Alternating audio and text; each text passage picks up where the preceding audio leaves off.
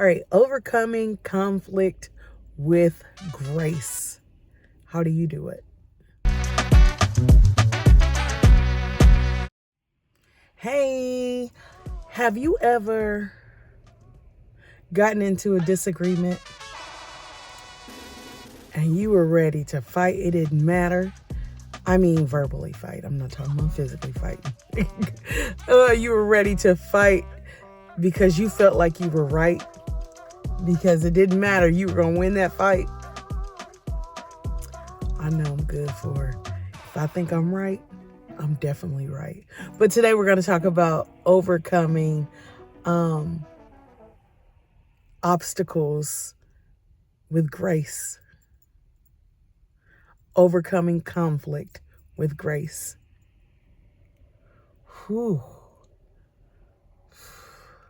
Do you go high or do you go low?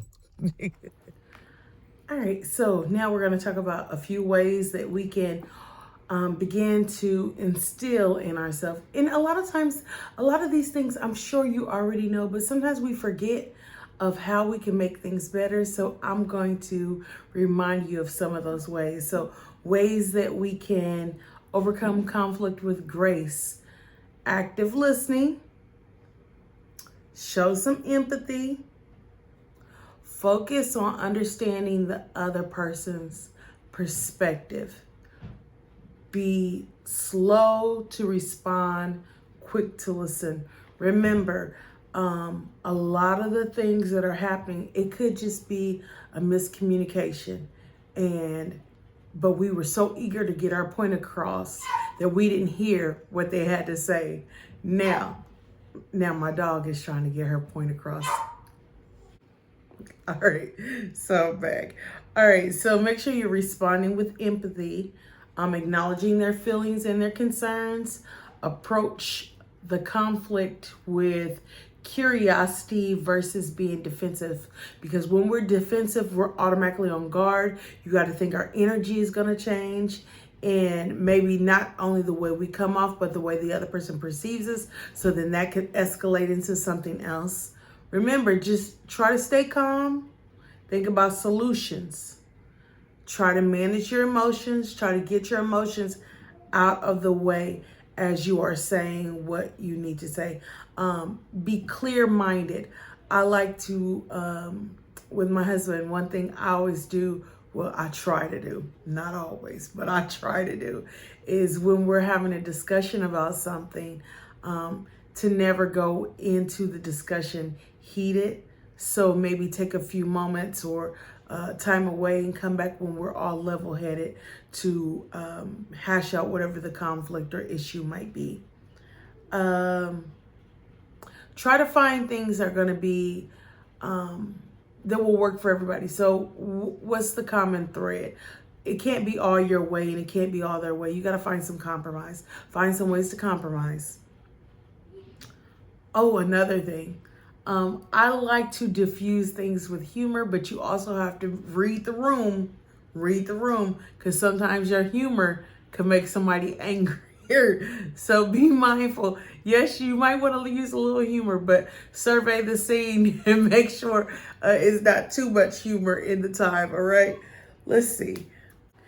All right, and then the last thing we want to make sure, we want to focus on personal growth and mutual respect.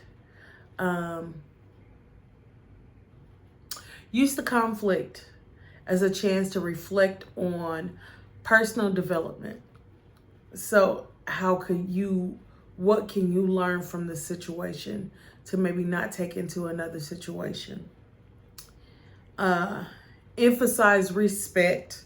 Don't overemphasize it, because if you demand too much respect, it can come off.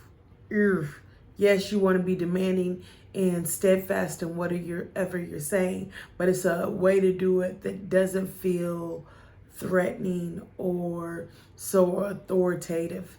I would also say, in some of my relationships in the past, and even in like just relationships with people in general, I have come off sometimes, and it depends on the type of day you get, the time of the day you get me.